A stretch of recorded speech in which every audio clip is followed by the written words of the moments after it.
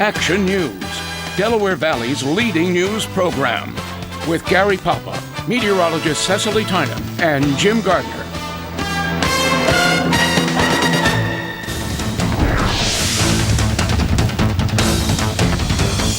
You are looking live at the race against rush hour, but time is less important than safety. They're working to bolster I-95 tonight, but the idea they'd be able to reopen the highway at midnight proves to be overly optimistic. So, as we look at 95 live on Sky 6, this 3-mile stretch will remain closed at least until dawn.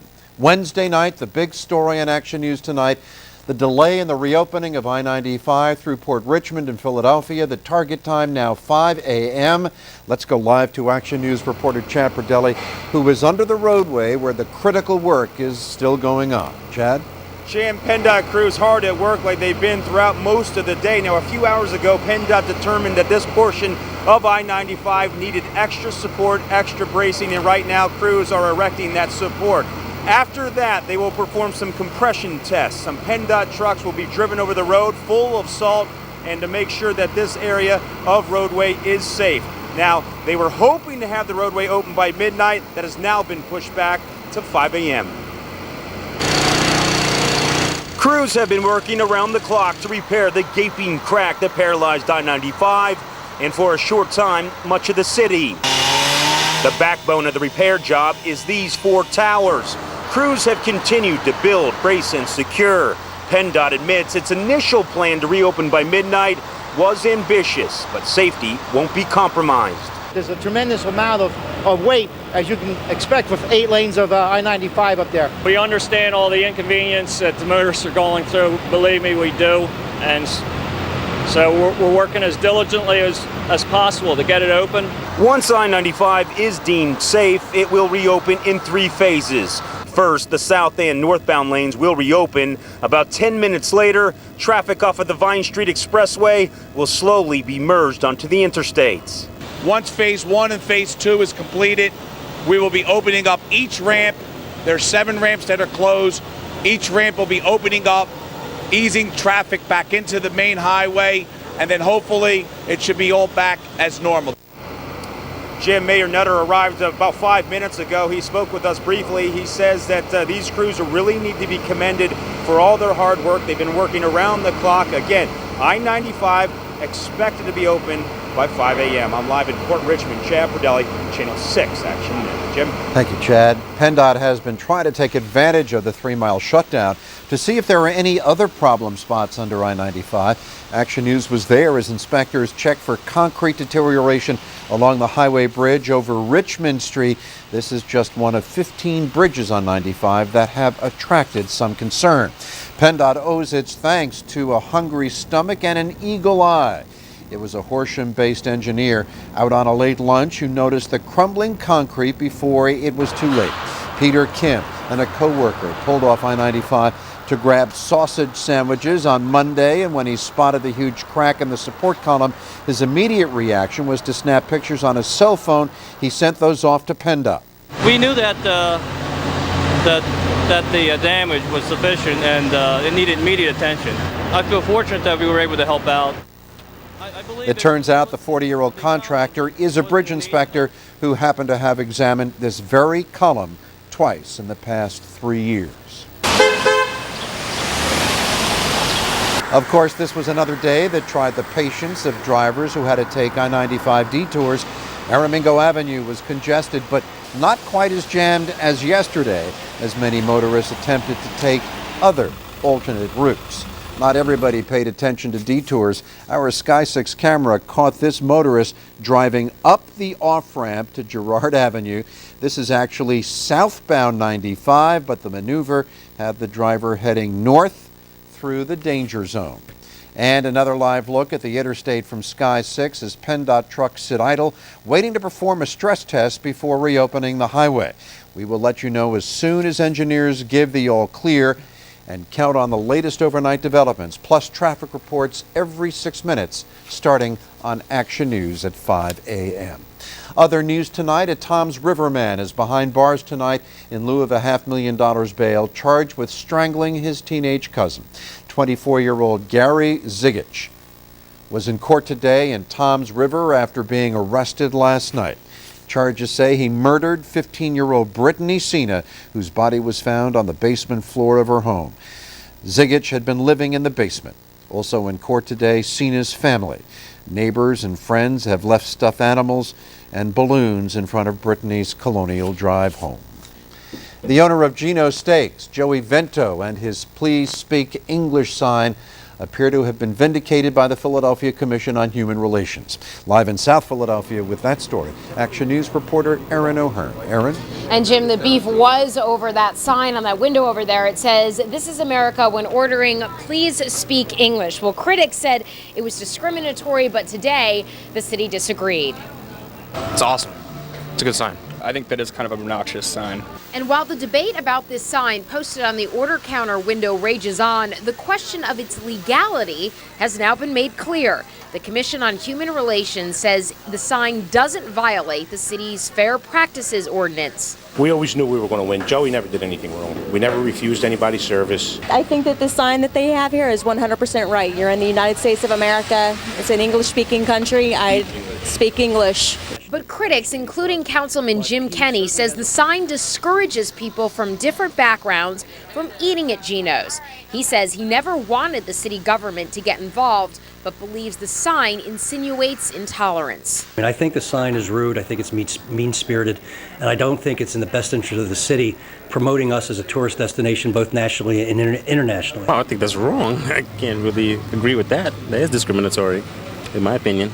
Definitely, I didn't realize it was there when I got there. Probably wouldn't have ate here if I saw that. Owner Joey Vento spoke to Action News over the phone today. He said, quote, "I've been saying for 2 years that I was right. Finally, the commission made the right decision instead of what was popular. I thank them for that." And I think that we just need to be a little more decent to each other and a little more understanding and helpful to people who are going through the same experience that our ancestors went through. But that's up to him to run his business the way he wants. Now, Action News could not reach a representative from the commission. Vento said that if the commission had ruled that the sign was discriminatory, he would have closed shop rather than take that sign down. He says he's entitled to free speech just like any other American. We're live in South Philadelphia tonight. Erin O'Hearn, Channel 6, Action News. Jim? Thank you, Erin. Severe weather is cutting across the midsection of this country with impressive and destructive force. Strong winds peel the roof off this El Paso, Texas recreation center. And in Milltown, Indiana, rivers overflowed their banks, turning roads and lawns into lakes. At least 13 people have died as a result of the storm, which is now moving toward the northeast. Still to come on Action News tonight, the 5th anniversary of the war in Iraq. We will take a look back at the journey to this point through the eyes of local soldiers who have lived it. And Allen Iverson returns to play in Philadelphia for the first time since his trade. What an electric night it was at the Wachovia Center. Gary Papa has the story. Unusually warm outside right now, and we're tracking a line of gusty thunderstorms moving in our direction. We'll have details on what to expect in the AccuWeather forecast. That and much more when Action News continues tonight.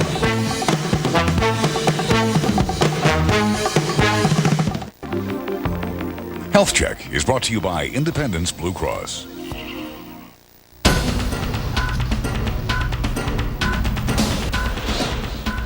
On this, the 5th anniversary of the war in Iraq, President Bush said the battle has been longer and harder and more costly than expected. By the numbers, the United States currently has 158,000 service members in Iraq. At least 3,990 have been killed over the past 5 years.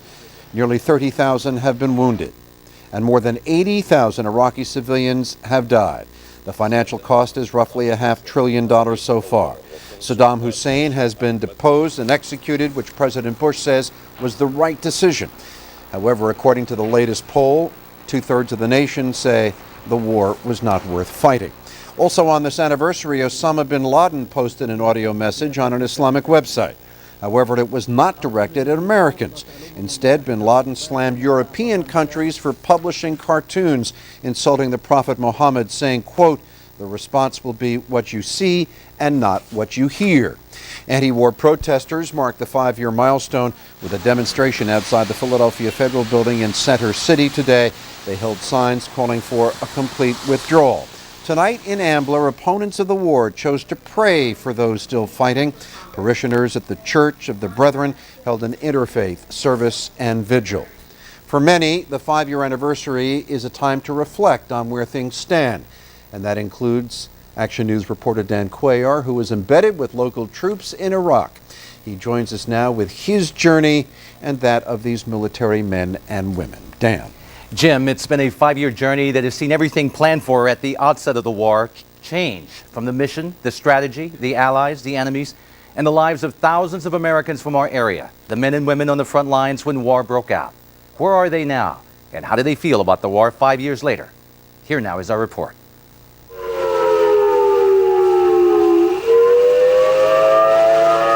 The war obviously is underway. And behind me now you hear the air sirens going off once again in the show of force that Saddam Hussein is trying to display here. At the height of the war, we caught up with Ed Fulmer, whose civilian job is a police officer in media. I think we've learned in other battles and other wars and that we need to not just go into a country and take over and then leave. We need to actually give something back to the country. Fulmer's thoughts 5 years later. The Iraqi people, 90% of the Iraqi people love us and want us there.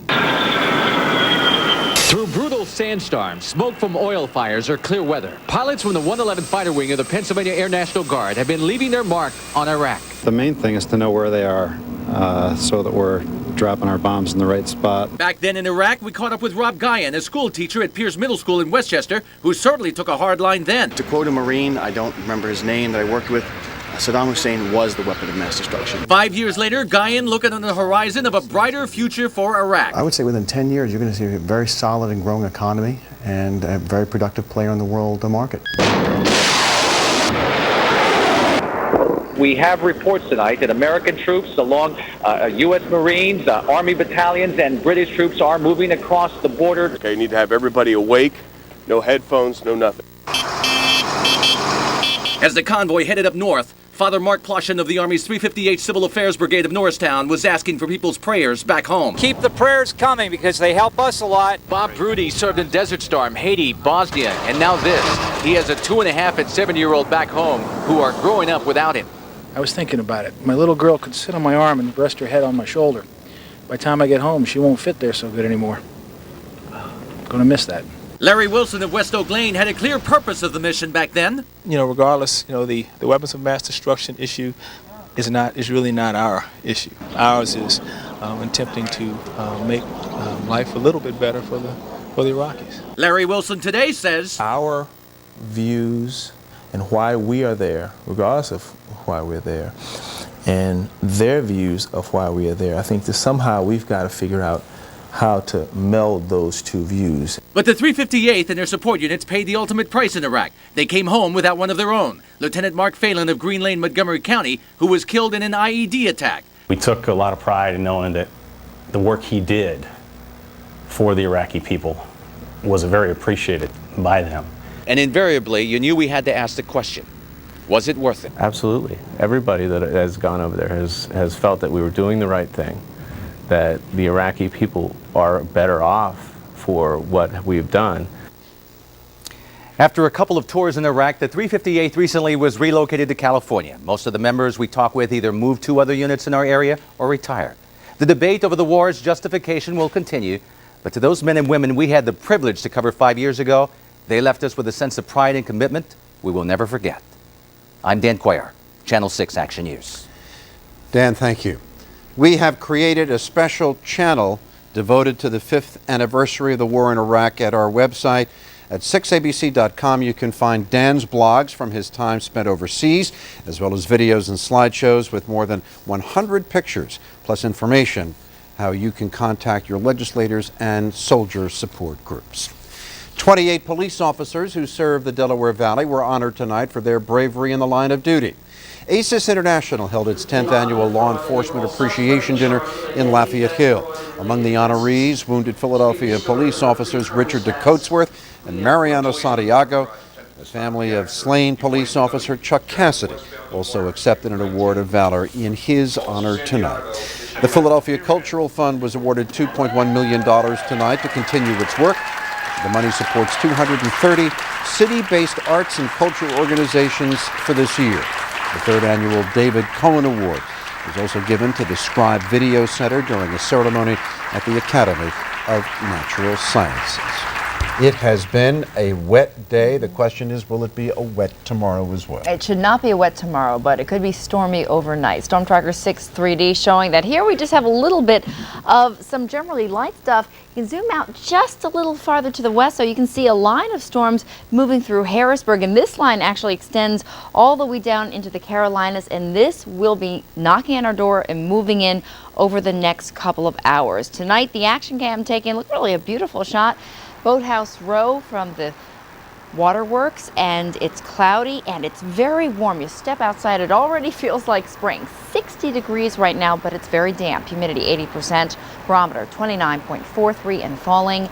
Winds out of the south at 10 miles an hour, and the ocean temperature 44. Right now in Dover, right now it's 65 degrees. In Lancaster, it's 60, Reading 62, even the Poconos 53, Atlantic City and Wildwood 57 degrees, Trenton 58 degrees. The surge is ahead of the cold front that's moving in. Today certainly was a wet day, though. Philadelphia reporting about a ½ inch, Allentown 1.15, Trenton about 3/4 of an inch of rain, Wilmington 0.65 inches. And Satellite 6 along with Action Radar showing it's not quite over yet. The steady rain has moved on.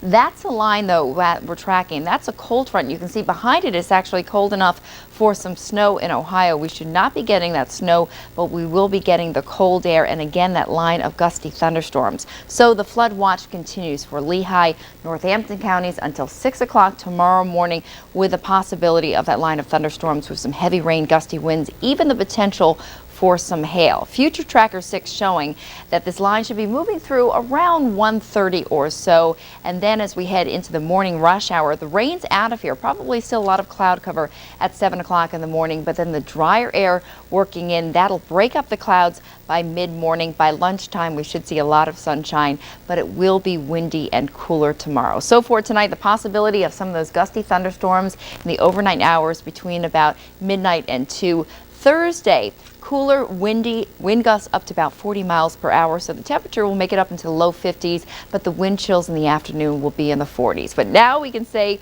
goodbye to winter, hello to spring. The vernal equinox occurs officially at 1:48 in the morning, and that means spring will begin. This is when the sun's direct rays are right over the equator. So the call from AccuWeather for tonight, it's warm, it's wet, and it's going to get windy with that cold front moving through. So for the morning rush hour, lingering clouds, gusty winds, 42 in the suburbs, 48 degrees for Center City, and the exclusive AccuWeather 5-day forecast. Get back into the sunshine tomorrow, but windy and cooler than today with a high of 52. Friday, for Good Friday, it stays windy, increasing clouds, 50 degrees. Another fast-moving system late Friday night into Saturday morning, bringing us another round of showers, maybe even mixing with a little bit of wet snow in the suburbs. Cloudy, chilly on Saturday, 44.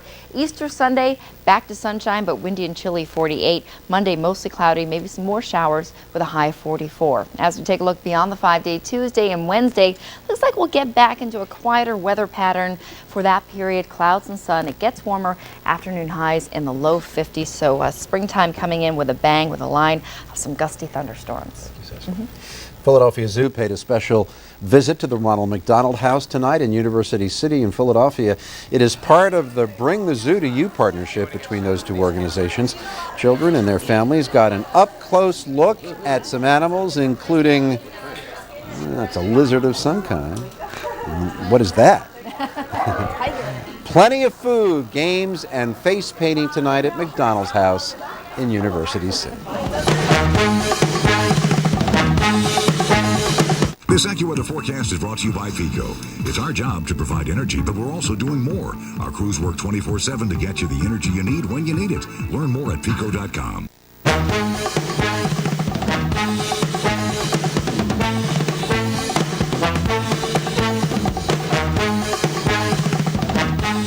I suppose it could be better than it was there tonight, but it would be tough to understand how. It was exactly what, 15 months ago, he was traded to Denver. He got a night tonight for the first time since then. He is back at the Wachovia Center.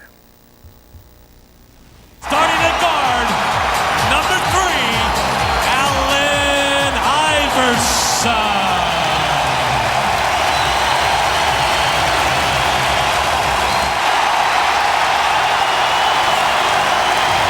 50-second ovation. Cheeks and he had not talked since the trade. They're hugging tonight. Plus some kissing to say hello to the logo. No kissing and hugging down the stretch. Teams are banging. Here we go. Game tie. 110. Andre Miller traded here for Iverson. Backing out Iverson. Draws the foul. Allen aching. Great shot fake. Toe-to-toe war tonight. Allen gets up, tries for the game-tying 3 right here. Iverson. Sixers up by 2. Denver has one more shot. Iverson versus Miller. Where does Camby go? Iverson against Miller for the tie. No! Rebound, Camby. No! Another tip. Glazer, and he's out wrestled by Iguodala, and the Sixers are going away. 115-113, Sixers by 2, but we are not through. Emotion pre-game as we saw. Emotion during the game as we saw. Post-game, our own Keith Russell at the Wachovia Center tonight. A rock star's return left a question unanswered. How would Philadelphia welcome back Allen Iverson? I dreamed it up a certain way. It was better than that. Made me feel like the time that I was here was worthwhile. Iverson had appreciation to show as well, wearing Reeboks that said "Thanks Philly," showing lots of love to the Sixers bench. As he did for 10 seasons here, he played with plenty of emotion. I didn't want to have a good game and lose the game, because I'll take an O for Winfrey. You know. In the building where Allen Iverson played his first career NBA game, clearly his memory will never die. But there is officially a changing of the guard. It's time for, myself, like I said before, and this franchise, and my teammates that I played with here to move on. Move on in life. That chapter is over. But that don't mean the book gotta have a sad ending. With that said, we can officially bid farewell to Allen Iverson, leaving all hard feelings behind in the process. At the Wachovia Center, Keith Russell, Channel 6 Action News. What a moment it was tonight. Temple tonight at Denver, ready for that workup call there at Denver. Going to tip it off tomorrow, NCAA versus Michigan State. Travel day for Amon Nivens. Off they go. Hawks are bound for Birmingham to play Oklahoma on Friday. Villanova University, a smiling Scotty Reynolds. Wildcats traveling to Tampa to tangle with the Tigers of Clemson. A little traveling music on a wonderful Wednesday. It's time to get your pool in and all that other stuff. After the show, we'll discuss it. You're not going to let me help you with this? No. No? Action News continues in just a moment.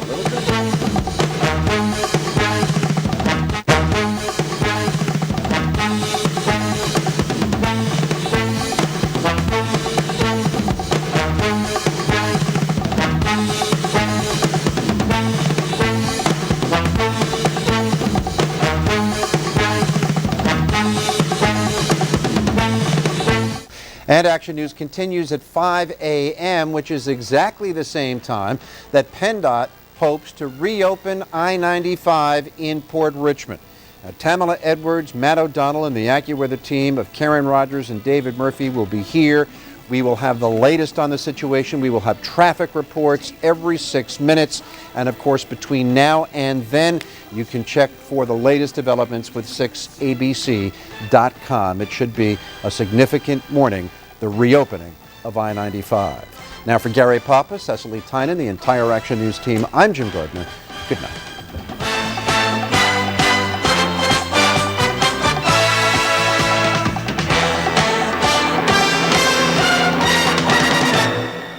Closed captioning is brought to you by your local Chevy dealers in the 2008 Silverado, now featuring the best available fuel economy of any full-size 4x4 pickup. Visit ChevyShowcase.com. Tomorrow morning in Action News, the latest on I-95. To detour or not? That will be the question. We'll tell you where the delays are and how to get around them. Cool and windy changes for the first day of spring. Plus, the carrier USS Kennedy heads up the Delaware. See you at 5. Action News, the team you trust the most. Now on 24/7 at 6abc.com. Action News all the time.